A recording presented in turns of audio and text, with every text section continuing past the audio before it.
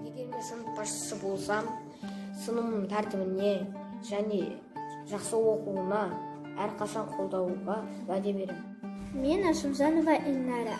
Мен сынып басшысы болсам, мен достарымның үй тапсырмаларына, ұқыптылығына, тәрбиеленгеніне қараймын.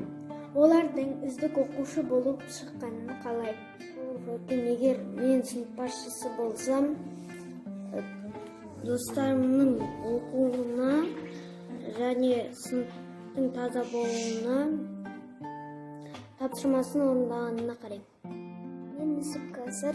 Егер мені сайласа, сыныбымның тазалығына, тәртібіне қараймын. Достарыма көмектесемін. Сонымен қатар өзім де жақсы үлгілі оқушы боламын.